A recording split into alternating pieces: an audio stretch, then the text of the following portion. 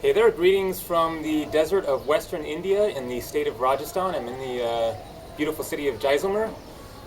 Kind of being roasted by the sun here, so pardon the sunglasses, but it was either that or be squinting throughout this video. So in this video then I'm going to talk about the chakras, and I want to come to an especially important point on the chakras, which I will get to later in the video. But first I just wanted to give a quick little rundown on the chakras, which most of us are familiar with, but just to sort of set things up in this video. So the chakras are energy vortex points within our body running along our spine, which, as I understand it, are basically connecting points between spirit and body, between the non-physical and the physical. So we are a non-physical consciousness which is imbued into a physical body, and there is an energy exchange between the physical and the non-physical realms. And our chakra points are especially potent areas of this energy exchange. And so our chakras represent different qualities of consciousness, different aspects of our humanness, although it goes beyond being human. As you all very well may know, the chakras are represented by the colors of the rainbow. We have 7 chakras, depending on who you talk to. Some say 6, some say 9, some say 12. It isn't really important to narrow it down to a specific number, but I generally go with 7. So we have our crown chakra, which is represented by the color violet or purple, and this represents spiritual realization. Then the third eye chakra is indigo, and it represents vision and the intellect. The throat chakra is a light blue, and it represents our speech, our expression. The heart chakra is green, and it embodies feelings of love. The solar plexus chakra is yellow, and it is the center of emotion. The sex chakra is orange, and it represents sexuality and creative expression. And then the base chakra at the base of our spine is represented by red, and it represents root primal power. Different people will say slightly different things on what exactly they mean, but that's the general idea. And there is actually a scientific basis for this coloring system, or the idea at least that our physical bodies have an energetic aura that can take on different colors. And there's a reason why I'm mentioning science here, which is that I want to take this concept of the chakras and ground it into physical reality. And that's what I will be getting to later in the video. But you can prove that we do have a energy aura of some kind through Kirlian photography. You can go to a New Age workshop or conference center or expo or whatever, and have a Kirlian photography photo taken of you, and it's different for different people. It looks very different colors. Some are green, some are yellow, some are purple, some are mixed. I had one done 4 or 5 years ago, and mine was all green with a little bit of yellow in it. So that green would correspond with the heart chakra. I have heard it said that Kirlian photography is actually capturing something different from our spiritual aura, because it is picking up electromagnetic frequencies, which is a product of the physical realm, and that our spiritual aura is actually something that is different, that is metaphysical. And so there may be a distinction there. But anyways, that gets the point across that this idea that we are surrounded by colors in a way, or emitting colors, is scientifically sound. What are different colors? What is the spectrum of the rainbow? It is white light, which has been fragmented based on frequencies in order to create the varied colors of the rainbow. So you have violet or purple at the top end of the rainbow spectrum, and it is vibrating at a higher frequency, a faster rate. It has a shorter wavelength than the colors going down. And at the bottom then you have red, which is vibrating at a slower frequency with a longer wavelength. And it is that difference in vibration that creates the appearance of these different rainbow frequencies, different color frequencies that we see around us every day. And so this is obviously a very important thing in our lives. Different colors, we'd have a hard time getting around without it. So I now want to tie the chakra system with the concept of enlightenment or ascension or oneness, whatever you might choose to call it. So the different colors of our chakras correspond with different aspects of our being, of our soul, of our energetic self.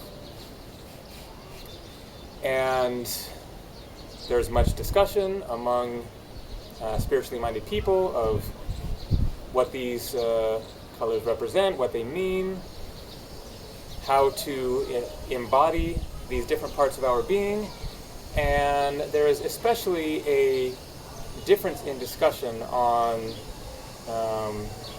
how exactly to bring about oneness, how to come into a higher state of vibration and to rise up towards heaven, as it were, towards the higher vibrating dimensions, the more spiritual realms, as opposed to this dense third-dimensional physical realm.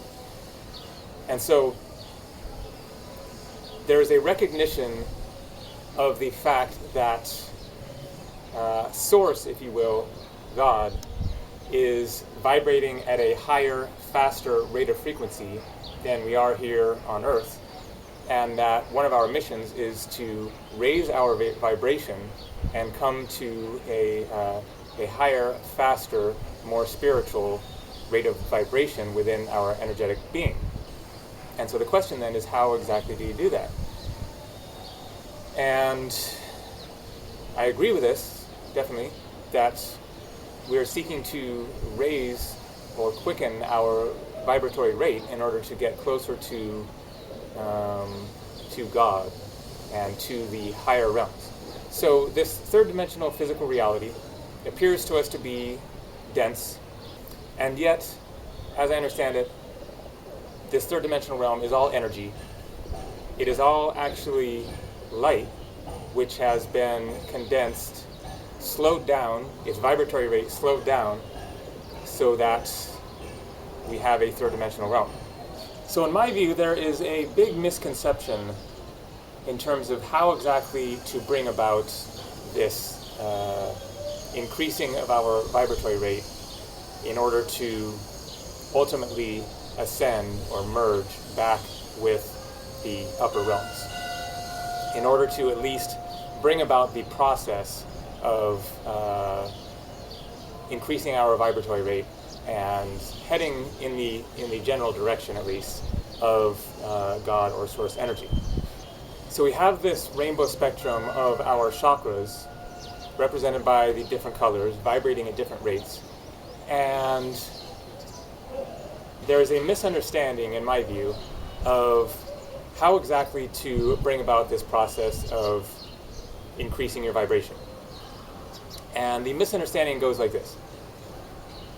Red is vibrating at a lower rate than orange, which is vibrating at a lower rate than yellow, and then on up to green, light blue, indigo, violet. And I think that there is a tendency or assumption that the goal then is to focus on the upper, higher vibrations, to slowly move yourself up this vibrating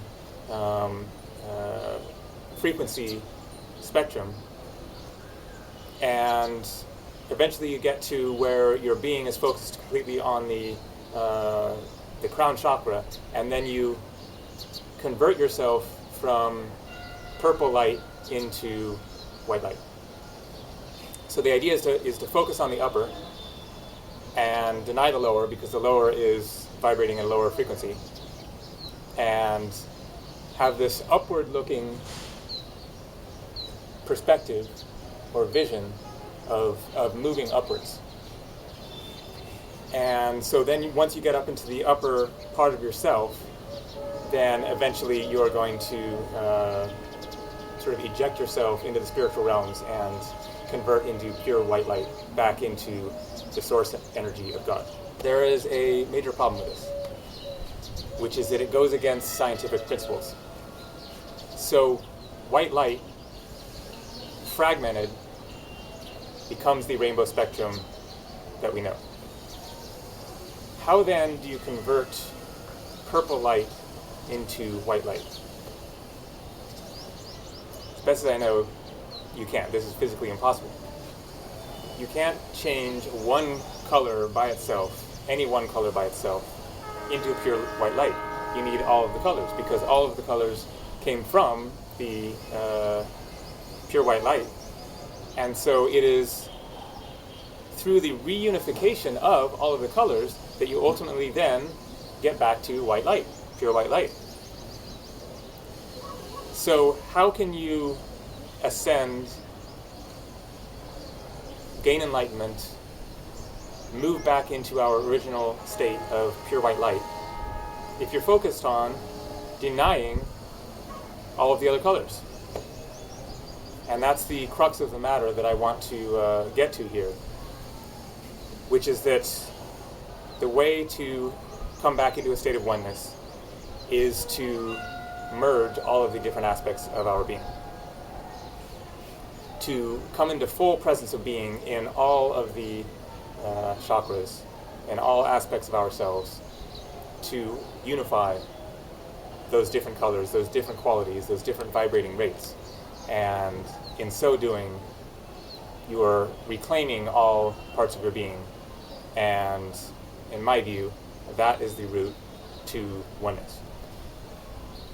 And I would say that we have really been duped by spiritual paths that focus on the upper realms, the upper parts of ourself, only on the higher self, and say deny the lower self.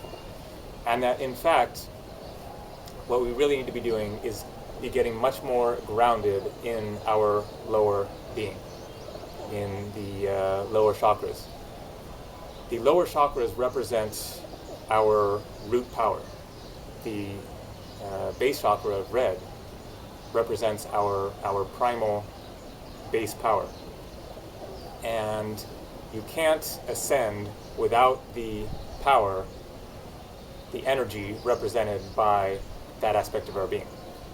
I think it's highly likely that this spiritual paradigm is in fact being perpetuated by those in the know who have nefarious intentions, the Illuminati, if you will, the world management team, who are very aware of esoteric realities and the power of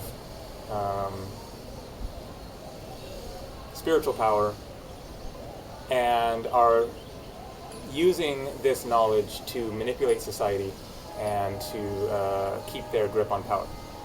Just one example is that here I am in India, and you see the swastika all over India. Why is that? Is there some sort of a Nazi influence on India? No, there is not. Hitler stole the symbol of the swastika from India, turned it backwards, and then made it his symbol of the Third Reich and the Nazi regime and everything that he carried out. But the swastika, that is its actual Hindu name, is a symbol of peace, an ancient symbol of peace in India. And so Hitler and these forces are aware of the power of symbols, and so they took this symbol of peace and made it the symbol of their goals. And I believe that there are people on this planet who are aware of the power of the spiritual realms and are using them to carry out their mission of retaining power and suppressing humanity from coming into their their full potential that lies within them. And so they are helping to perpetuate a spiritual paradigm that says, focus on the upper, forget about the lower. That's your lower base self, and heaven is up there. And this spiritual paradigm perpetuates the split between spirit and body, and between upper and lower, and continues the path of separation, which furthers their aims of maintaining power and control on the planet, while people are disconnected from their own personal power. So it is really a vital contention of my own that we need to get a lot more down into the lower self, into the primal aspects of our being, more centered and balanced in the lower chakras, while simultaneously spiritually awake and aware and alive, finding that balance between upper and lower, centered in the heart, and that this is the true path to oneness.